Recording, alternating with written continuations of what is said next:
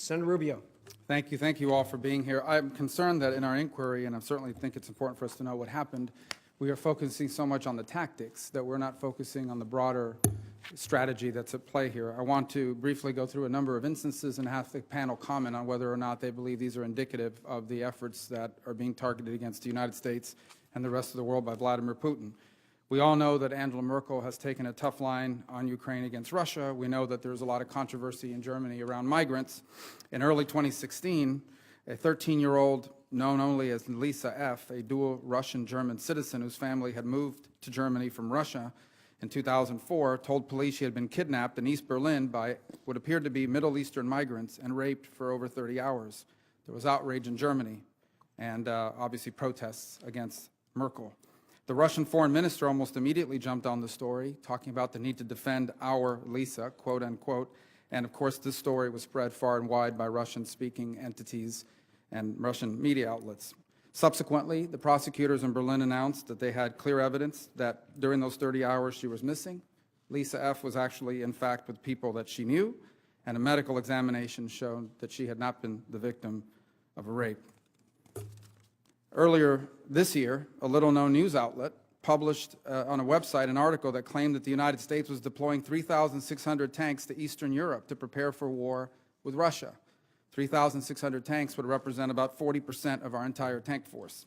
Within days, the story was republished by dozens of outlets in the United States and throughout Europe. As it turns out, the truth is we deployed 87 tanks. There is, in going all the way back to September 11th of 2015, residents in Louisiana awoke to a message, many of them did, on their Twitter feed that said, "Toxic fume hazard warning in this area until 1:30 p.m. Take shelter, check local media, and columbiachemical.com." On Twitter accounts, there were hundreds of accounts documenting a disaster right down the road from the people. One account said, "A powerful explosion heard from miles away happened at a chemical plant in Centerville, Louisiana." A man named John Merritt tweeted. Ann Rusella shared an image of flames engulfing the plant. At KSarah12 posted a video of surveillance footage from a local gas station capturing the explosion. Another Twitter account posted a screenshot of CNN's homepage showing the story had already made national news, claiming that ISIS had claimed credit for the attack, according to one YouTube video. A woman named Zopok9, Anna McLaren is her name, I guess, tweeted at Karl Rove, "Karl, is this really ISIS responsible for the hashtag Colombian chemicals? Tell Obama we should bomb Iraq." Had anyone had taken the trouble to check CNN, as this article in the New York Times outlines, there was no such attack. It was a hoax. Not some simple prank, as the article goes on to say, but a highly coordinated disinformation campaign involving dozens of fake accounts that posted hundreds of tweets for hours, targeting a list of figures precisely chosen to generate maximum attention. The perpetrators didn't just doctor screenshots from CNN, and I'm reading from the New York Times article. They also created functional clones of the websites of the Louisiana TV stations and the like. The list goes on and on. We should fully document it in our report to the American people. A false story spreading claiming that Germany's oldest church had been burnt down by 1,000 Muslims chanting Allah Akbar. Another story claiming that the European Union was planning to ban snowmen as racist. All of this, and we should begin to document them for the American people. Isn't this the larger problem?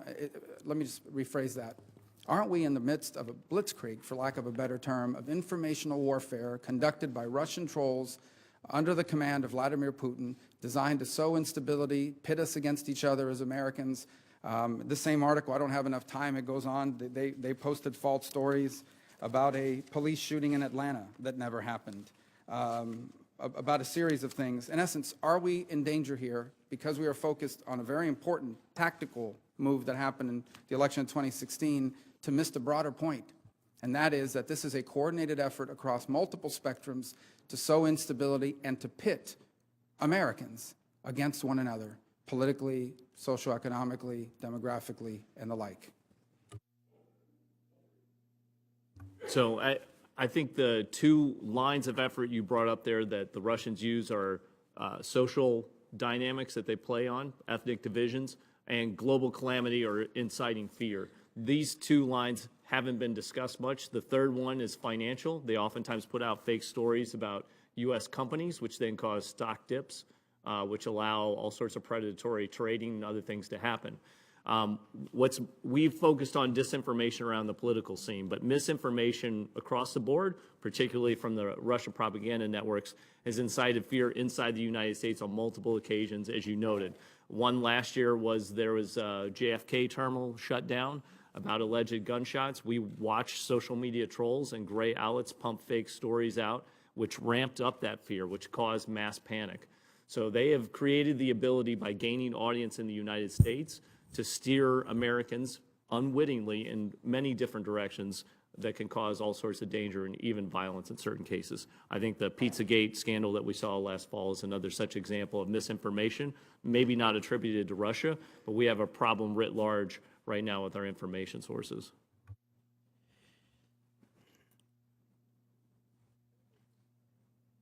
Senator Rubio, do you want to? No, I just, I think you hit the nail on the head, and I don't really have a lot to add to it.